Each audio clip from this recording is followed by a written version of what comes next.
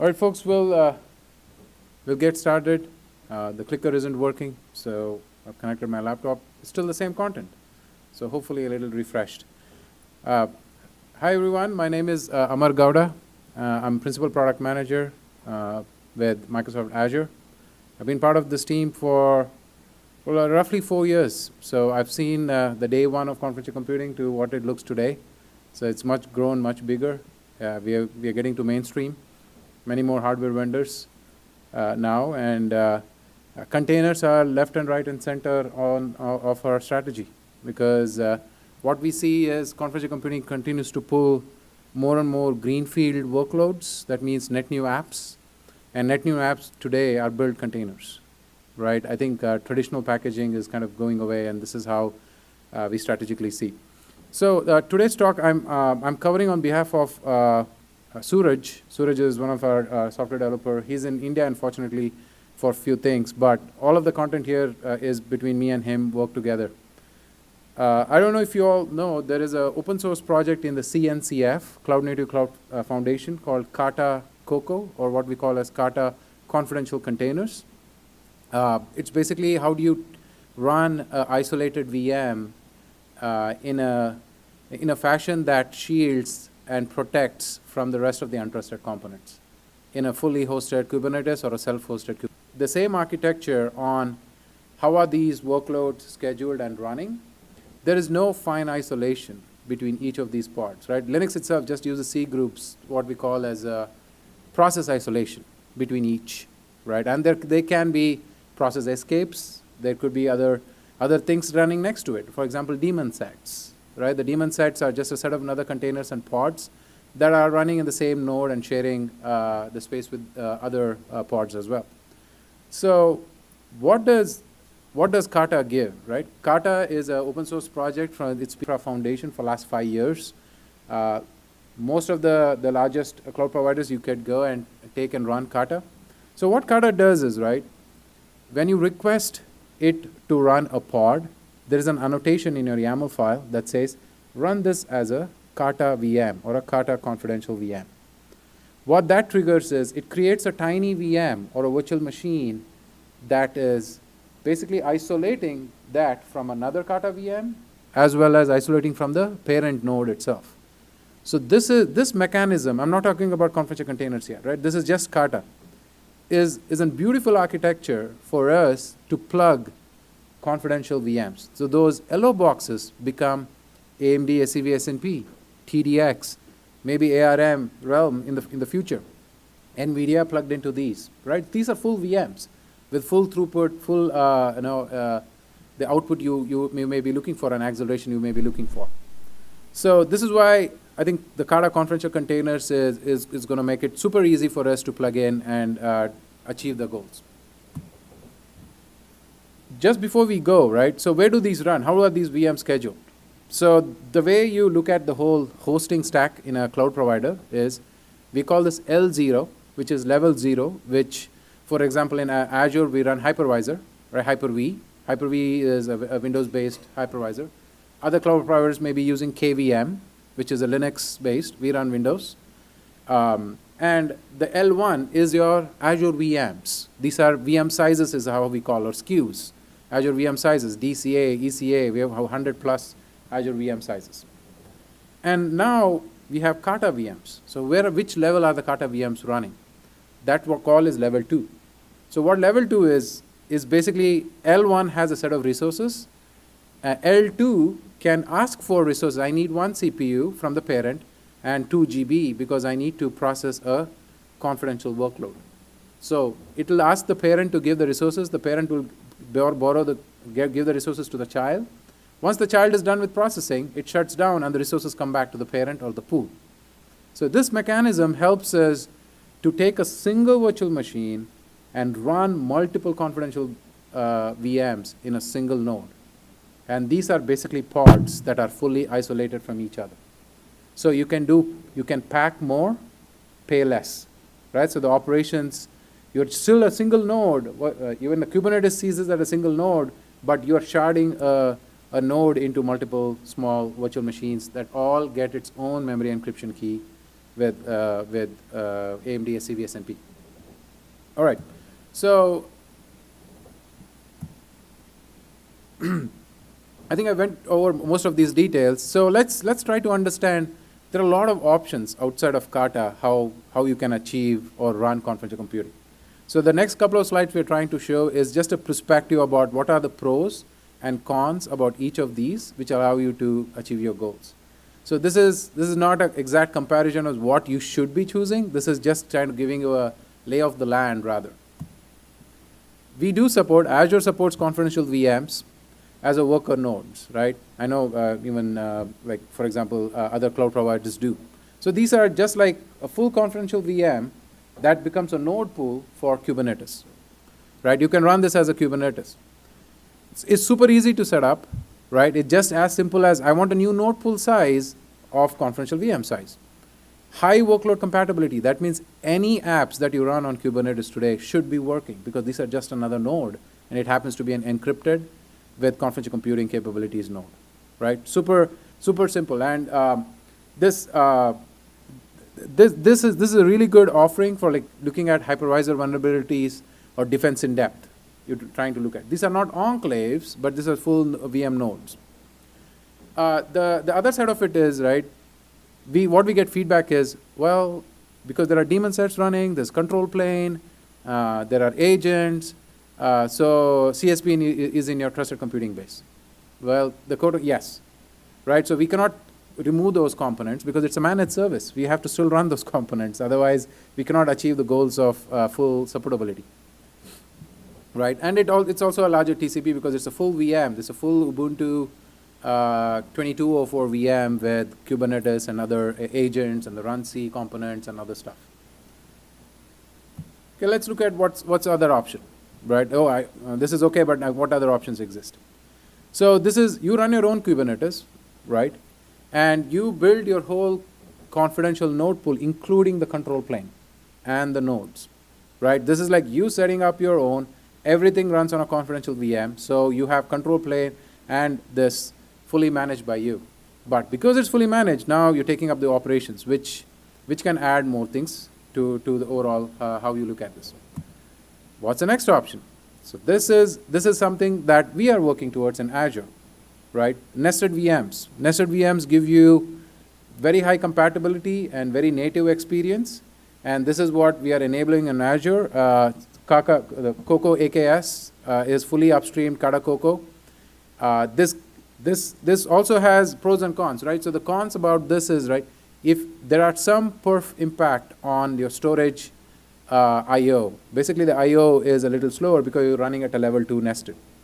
But the workload compatibility, full attestation, including your container and the container metadata is fully measured. Right, and there is no Azure service in the trust boundary. You can achieve the goals of VM type of enclave isolation with this. We are not done. So we are here to talk about another technology that we call as peer pods. Okay, this is a Red Hat and Microsoft driven initiative where what we do is there's a VM and we want to run a pod.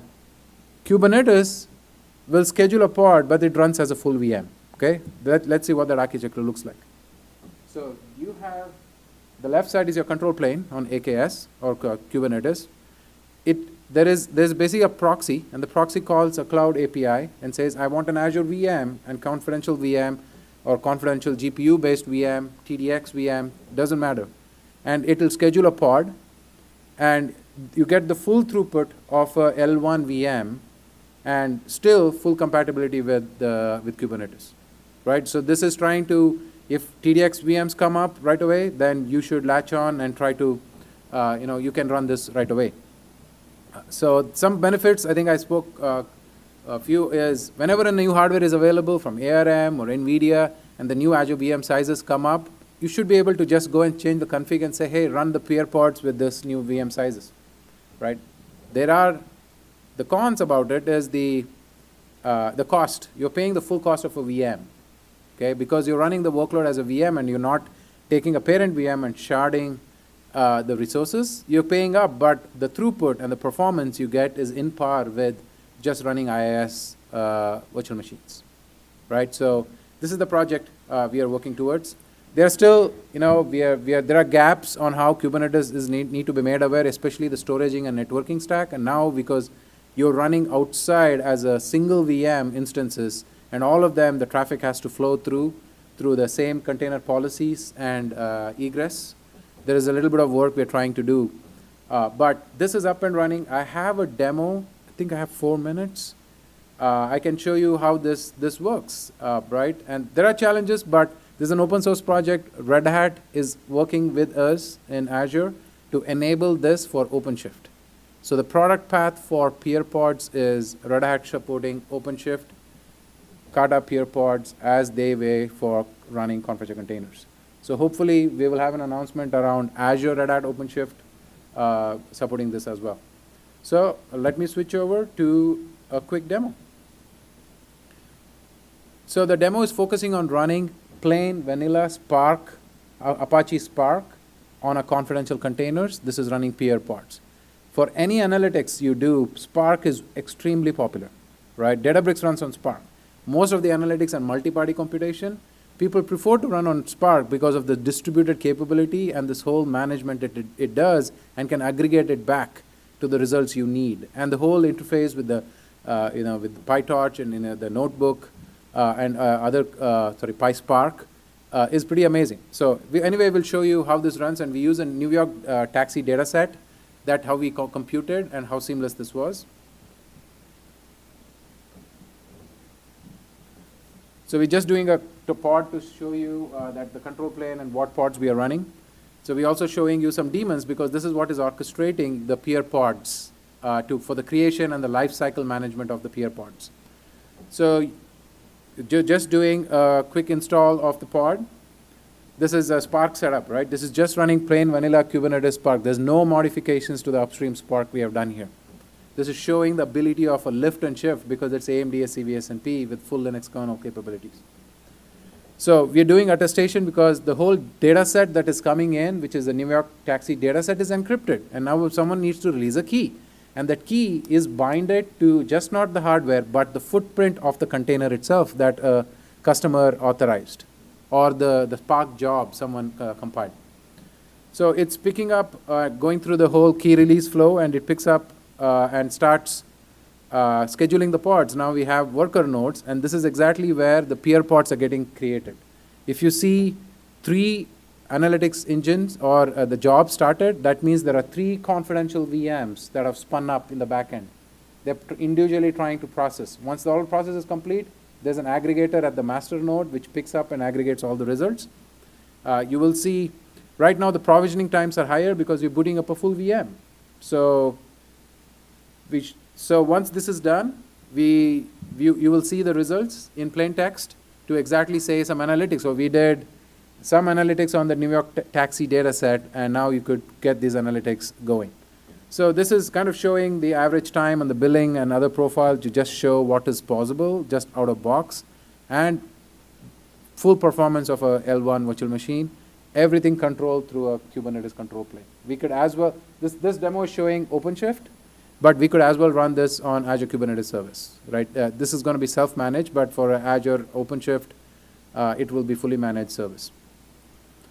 So this was the last part of my demo and the presentation as well. I can take questions at this time. Okay, great. I think we have time for one question, if anybody.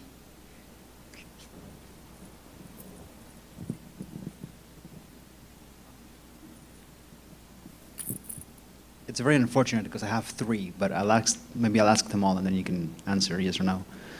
The first question is for the L2 VMs, do you support GPU pass-through at all to that level? Right now, no. The direct device attached to our L2 nested, we don't have that work yet.